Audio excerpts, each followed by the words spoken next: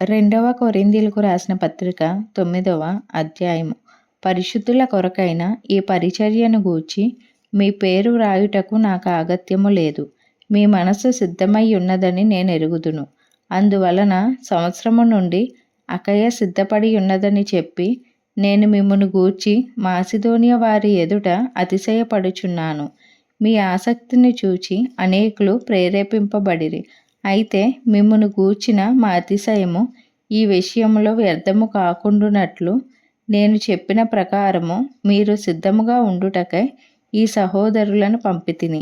మీరు సిద్ధపడని ఎడల ఒకవేళ మాసిదోనియా వారెవరైనను నాతో కూడా వచ్చి మీరు సిద్ధముగా ఉండకపోవుట చూచిన ఎడల ఈ నమ్మిక కలిగి ఉన్నందుకు మేము సిగ్గుపరచబడుదుము. మీరును సిగ్గుపరచబడుదురని ఇక చెప్పనేలా? కావున లోగడ ఇచ్చెదమని మీరు చెప్పిన ధర్మము పిసినితనముగా ఇయ్యక ధారాళముగా ఇయ్యవలెనని చెప్పి సహోదరులు మీ యొద్దకు ముందుగా వచ్చి దానిని జమచేయుటకై వారిని హెచ్చరించుట అవసరమని తలంచితిని.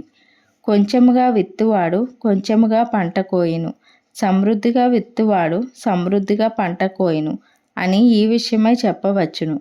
సనుగక కొనకయు బలవంతముగా కాకయు ప్రతివాడును తన హృదయంలో నిశ్చయించుకొనిన ప్రకారము ఇయ్యవలెను.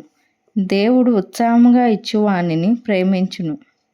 మరియు అన్నిటి యందు ఎల్లప్పుడూ మీలో మీరు సర్వ సమృద్ధి గల వారై ఉత్తమమైన ప్రతికార్యము చేయుటకు దేవుడు మీ ఎడల సమస్త విధములైన కృపను విస్తరింపచేయగలడు. ఇందు విషయమై అతడు వెదజల్లి దరిద్రులకిచ్చెను, అతని నీతి నిరంతరము నిలుచును అని వ్రాయబడి ఉన్నది. విత్తువానికి విత్తనమును తినుటకు ఆహారమును దయచేయు దేవుడు మీకు విత్తనము దయచేసి విస్తరింపచేసి మీరు ప్రతి విషయములో పూర్ణౌదార్య భాగ్యము గల వారగునట్లు మీ నీతి ఫలములు వృద్ధి పొందించును. ఇట్టి ఔదార్యము వలన మా ద్వారా దేవునికి కృతజ్ఞతాస్తుతులు చెల్లింపబడును. ఏలయనగా ఈ సేవను గూర్చిన పరిచర్య పరిశుద్ధుల అక్కరలకు సహాయము కలుగ చేయుట మాత్రము కాకుండా అనేకులు దేవునికి చెల్లించు కృతజ్ఞతాస్తుతుల మూలముగా విస్తరించుచున్నది. ఎలాగనగా క్రీస్తు సువార్తను అంగీకరింతుమని ఒప్పుకొనుట యందు మీరు విధేయులై ఉండుచేతను వారి విషయమును అందరి విషయమును ఇంత ఔదార్యముగా ధర్మము చేసినందుచేతను ఈ పరిచర్య మూలముగా మీ యోగ్యత కనబడినందున వారు దేవుని మహిమపరచుచున్నారు.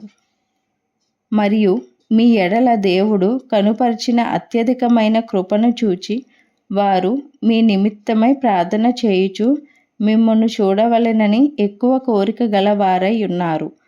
చెప్పసఖ్యము కాని ఆయన వరమును గూర్చి దేవునికి స్తోత్రము. ఈ వాక్యం దేవుడు దీవించునుగాక. ఆమెన్. ఈరోజు వాక్యం విన్నారు కదా, మరికొంతమందికి వినిపించండి. Please like, share, subscribe.